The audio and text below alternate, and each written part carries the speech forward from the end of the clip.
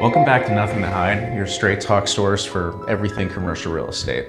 I'm Harrison Hyde, commercial broker in Greater Los Angeles area, helping guide owners, investors, and tenants with the sale, purchase, and leasing of their commercial assets. Today I'm walking you through the entire deal pipeline, how properties get listed, how buyers and sellers find each other, what LOIs and purchase agreements actually look like, how due diligence works, and how financing gets put together to close a deal. Let's get into it. Before we talk process, we need to know who the players are in a commercial real estate deal. You've got the seller, who can be an individual, a family office, private equity firm, or a REIT. And you've also got the buyer, which includes the same cast of characters on the other side. In commercial real estate, brokers are everything.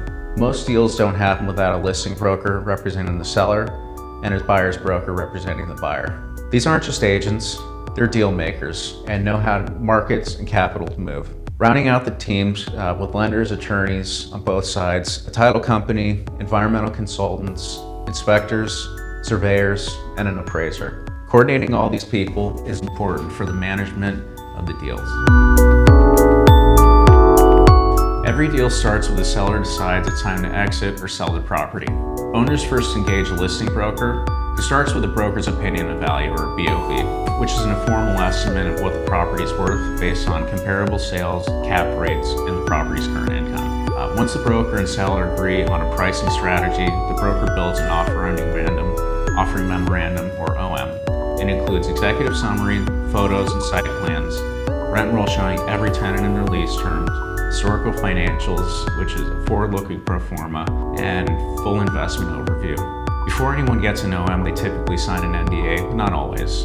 From there, the deals go to market one of two ways. On-market listings get posted on platforms like CoStar, LoopNet, Crexi, and Air, and sometimes the MLS. Off-market deals never get listed publicly at all. They move entirely through relationships, and they're often where the best opportunities are because nobody's competitively bidding against you. So how do buyers find deals? Active buyers maintain a clear purchasing criteria with their preferred asset type, location, deal size, how much they're willing to spend, and the return requirements. And they communicate that to brokers who in turn find them opportunities matching their needs. The best deals go to buyers with a good track record for speed and certainty.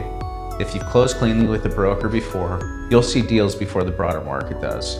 That relationship capital is real. For listed deals, it's a more formal process. Brokers send the OM to a curated list of qualified buyers and brokers. Buyers underwrite, meaning they build a financial model to determine what they can pay, and then they make an offer. That offer first comes in the form of a letter of intent, or LOI.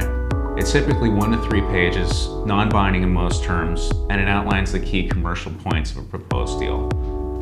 Typical LOI will cover purchase price, or the dollar amount sometimes expressed as price per unit, per square foot, or as a cap rate.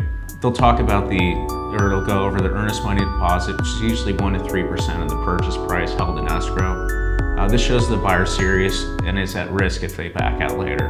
The due diligence period, which is typically 30 to 60 days, but potentially longer.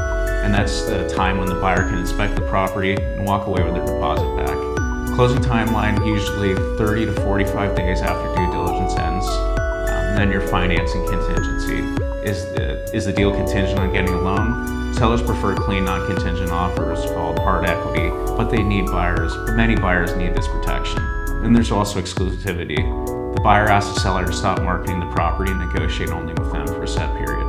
From there, the LOI gets negotiated. Once it's signed, attorneys draft the real contract, the purchase and sale agreement, or the PSA. Purchase and sale agreement's a binding contract. It's drafted by sellers with their attorney, negotiated hard on both sides, and can run anywhere from 30 to 100 plus pages. Key provisions of a PSA are representations and warranties, where the seller makes legally enforceable promises, including accurate financials, no hidden environmental issues, leases as they're represented. If any of these claims made by the seller turn out to be false, the buyer has recourse. Earnest money mechanics. When does the deposit go hard or be fully at risk, and when is it refundable? This is one of the most heavily negotiated points in any deal. Default provision. A buyer defaults, forfeit their deposit. Seller defaults, The buyer can often sue for specific performance or forcing the sale, or recover any damages. The buyers order a title search and survey. The PSA determines what counts as acceptable title and who fixes defects. From there, once the PSA is fully executed, the clock starts and the deal's live. Due diligence is next, and that's where deals can get made or broken. The buyer has a period of time to confirm that what they're being sold is actually what they're buying. A third-party firm does a property condition assessment looking at the roof, HVAC, electrical, plumbing, and structure. They're looking for deferred maintenance and give the buyer an idea of future capital expenses or upgrades needed on the building. For instance, on industrial or older assets, you also might need to order a Phase 1 environmental to check for any contamination. The buyer digs into 12 to 24 months of actual operating statements, verifies the rent collected versus what's actually on the rent roll, and scrutinizes every expense line. The pro forma gets stress tested against the reality of the market. Every lease gets read by buyer's attorney looking for co-tenancy clauses, kick-out provisions, renewal options, and any side letters that change the terms. The title company searches for liens, easements, and coverages, and unsolved permitting problems. At the end of due diligence, though, the buyer has three options: proceed with the purchase, retrade on price based off discovered issues, or cancel escrow and walk. One important thing to note is retrading without a legitimate basis damages your reputation because brokers and the sellers on the other side remember. While due diligence runs, financing is being assembled at the same time. Unlike residential loans, commercial purchases typically have multiple sources of funding for the deal. The structure of a deal's funding is called the capital stack. At the bottom is the safest position. It is senior debt, the mortgage. Lenders typically provide 60 to 70% of the property's value for the loan. The middle layer of the capital stack can be mezzanine debt or preferred equity, which is typically more expensive capital used to bridge the gap between what the senior lender will provide and how much equity a buyer wants to put in.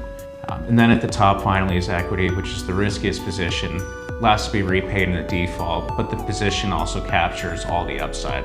They can be commercial banks that are most common, CMBS lender pool loans that sell them as bonds, which have competitive rates but less flexibility. Life insurance companies, which are conservative long-term lenders who like stabilized trophy assets, and also debt funds who lend on transactional value-add properties that banks won't typically touch. And then multifamily specifically, Freddie and Fannie offer the most attractive rates for long-term assets. Every lender underwrites the property of the borrower. The key metric is debt service coverage ratio, or DSCR, which is the property's net income divided by annual debt payments.